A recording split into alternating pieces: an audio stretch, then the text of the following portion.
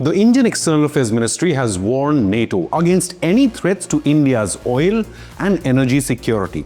Meanwhile, the country's Oil and Petroleum Minister Hardeep Puri says he's not worried at all if Russian crude oil supplies are hit by US sanctions, as India has multiple other options and sources to secure its energy supplies. Just earlier this week, the US warned India and China, involved in oil import-export exchange with Russia, could face 100% sanctions. This is Trump's new pressure tactic on Putin in Moscow to agree to a peace agreement in Ukraine within the next 50 days. Currently, India is importing crude oil from Russia at 2.08 million barrels per day, which meets 42% of India's total oil needs. President Donald Trump had announced, quote, "We are going to be doing very severe tariffs. If we don't have a deal within 50 days, tariffs is about 100%, unquote. Meanwhile, Matt Whitaker, the US ambassador to NATO, said, "There are secondary sanctions. It's sanctions on countries that are buying the oil from Russia. So it's really not about sanctioning Russia. It's about tariffs on countries like India and China that are buying their oil. It really is going to dramatically impact the Russian economy," unquote. Now, India has responded to this sanctions threat in a confident and calm manner.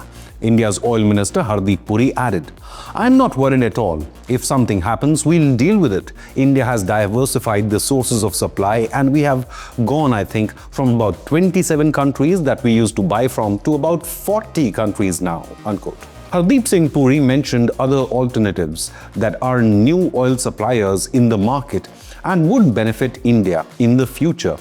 Guyana Reserve, which was recently discovered as a hidden treasure for the global market, and existing suppliers of oil even as far as Brazil and China.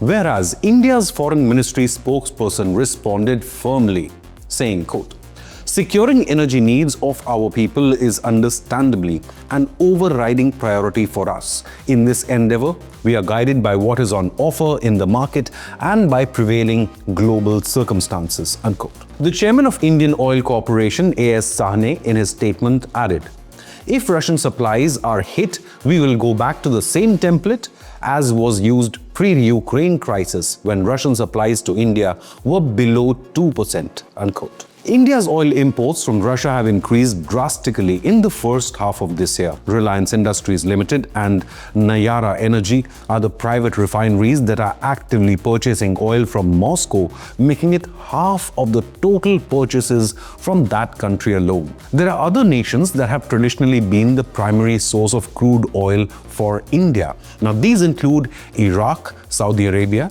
and the United Arab Emirates. However, now Russia has fast emerged as the top supplier. Vinay Kumar, India's ambassador to Russia, in an interview given to a Russian media outlet, also revealed, quote, 70% of the trade turnover between Russia and India is already being serviced in their national currencies, unquote. Since Russian commodities are no longer predominantly traded in US dollars, it is challenging for US authorities to gauge how much Russian oil India is actually purchasing, and it is expected that the number could rise even further.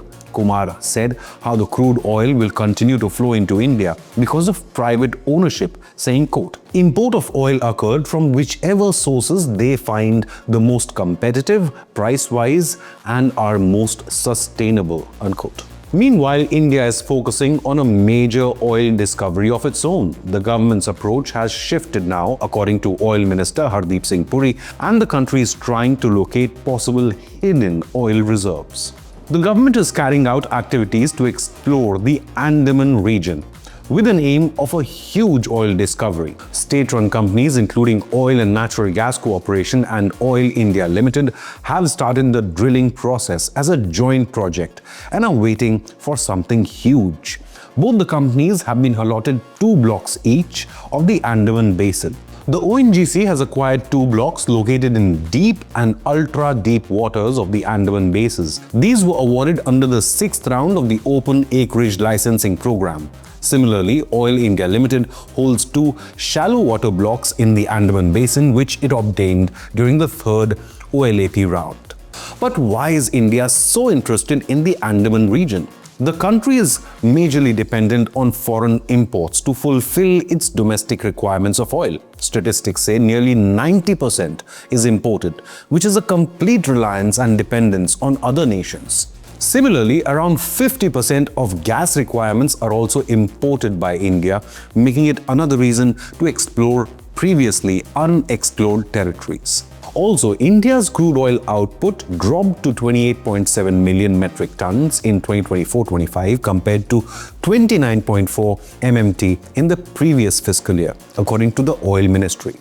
Meanwhile, fuel consumption, reflecting demand for petroleum products and a surging economy, saw an increase during the same period.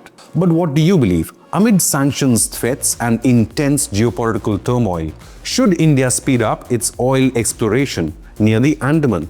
Leave a comment with your opinion, hit the like button and subscribe to Inconnect News.